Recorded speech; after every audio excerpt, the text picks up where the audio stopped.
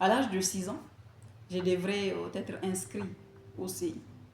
Étant donné que je n'ai pas fait jardin, donc on me demande quelle école je voulais. Et j'ai dit à la maman, voilà l'école que je voulais. Et j'ai fait mon choix à base de quoi? À ce moment, j'étais super fan de l'arabe. Je voudrais comprendre l'arabe. Parce que j'écoutais les nashids. Et les nashids, ils sont en arabe. Maintenant, je voudrais savoir qu'est-ce que les enfants là disaient. Donc j'ai dit, ok, je vais faire franco-arabe. Et de là, je vais comprendre ce qu'elles disent. Maintenant, on part de l'école en question. Et on dit à ma mère qu'il n'y a plus de place. Donc, je ne peux pas être inscrite dans l'école. Et donc, j'étais en pleurs de l'école jusqu'à la maison.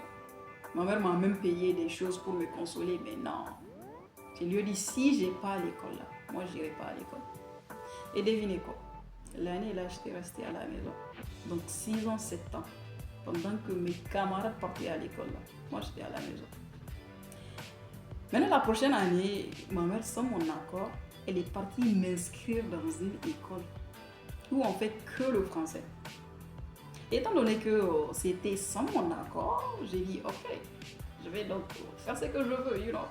Maintenant, je commence à trouver des excuses. À chaque fois qu'on me dit il faut aller à l'école, je fais genre, je ne vais pas aller, j'ai mal au ventre, non, je suis malade, je ne vais pas aller, tout ce qui va avec. Et au bout de 3 mois, je commence à aimer l'école. Je commence à aimer l'école, je commence à être assurée. Je commence à bien apprendre mes cours. Je commence à faire les choses bien. Et Dieu merci, je ne sais pas ce qui s'était passé, mais quand même, je comprenais très bien les cours. Et j'étais toujours en tête de classe. Jusqu'à ce que je finisse d'ailleurs tout mon cursus de primaire. Maintenant, en CM2, je suis première du centre. Et un jour, une connaissance était passée à la maison et elle me disait que, en fait, on a fait une sélection des meilleurs élèves de notre cours et je suis prise parmi des boursières dans une école. Dans une école payante, bien évidemment, une école privée. Et mine de rien, j'ai dit à la maman, bon, voilà, on vient de m'informer que je suis prise dans une école et qu'on me demande que vous et moi, qu'on part à l'école, quoi. Maintenant, on part de l'école en question qui devrait nous prendre étant des boursières.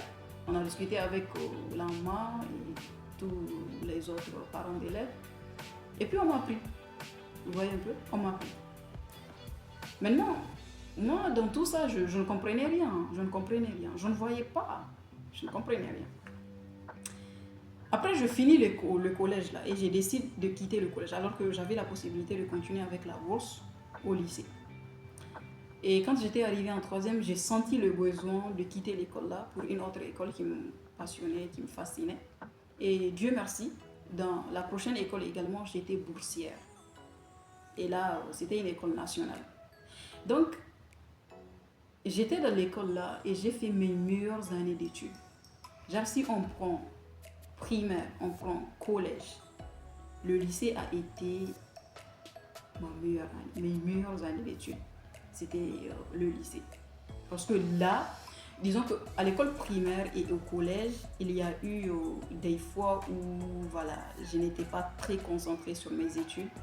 Mais au lycée, j'étais focus de chez focus. Et j'ai toujours été soit première, soit deuxième. Alors que dans les années antérieures, j'étais toujours troisième place. Genre, soit je suis première, soit deuxième, soit troisième. Mais toujours en tête des classes, c'est vrai. Mais au lycée, c'était soit première, soit deuxième. Maintenant, je finis le lycée là. Et jusque là, je ne comprenais pas en fait. J'avais rien appris de ce qui s'était passé, genre les 1 an là que j'avais chômé. J'avais rien appris de cela. Et puis un jour, j'étais en train de discuter avec ma mère. Et puis je lui ai dit, aïe, vous savez que si j'étais admise, genre si j'avais eu de la place dans l'école que j'avais choisie à l'époque, je n'aurais jamais eu le privilège que j'ai aujourd'hui. Il m'a dit en effet oui. Parce que l'école que je voulais là, il n'y avait pas cette possibilité qu'on prenne des boursières. Parce que c'était une école privée. Et moi, j'ai fait une école publique pour l'école primaire. Donc, si j'avais eu de la place dans l'autre école, je ne serais pas boursière dans le collège là. Je n'aurais pas cette vision d'aller dans le lycée en question. Jusqu'à ce que je puisse avoir un privilège d'avoir un bac avec une mention bien. Et puis c'était le jour là où je m'étais dit, ouais, Dieu a amené la situation pour me faire comprendre qu'en fait, tu dois manquer de place dans l'école que tu avais choisie pour qu'aujourd'hui, tu sois là où tu es. Tu dois chômer toute une année pour qu'aujourd'hui, tu sois parmi les meilleurs et que tu aies un bac avec une mention. Et depuis ce moment-là, ma vision des situations qui peuvent paraître des situations déplaisantes, des situations défavorables, ça a changé. Donc, depuis ce moment, quand une chose m'arrive, je me demande toujours qu'est-ce que je dois apprendre de cette chose. Qu'est-ce que je dois apprendre? Qu'est-ce que je dois apprendre? Et c'est là même que le verset Inna ma'al usri yusra, ça prend son sens dans ma vie.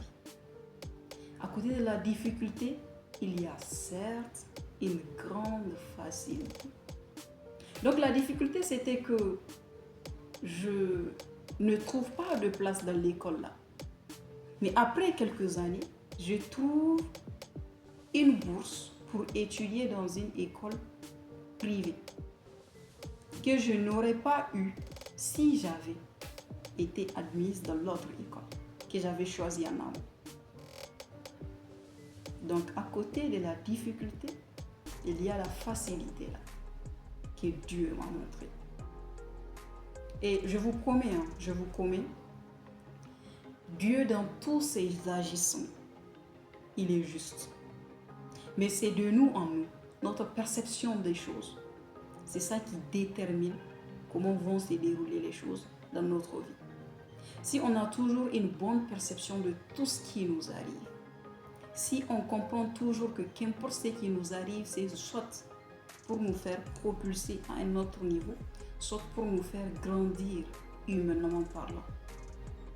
Quand on comprend ça, on va mieux juger les situations défavorables et on va bien vivre les situations favorables.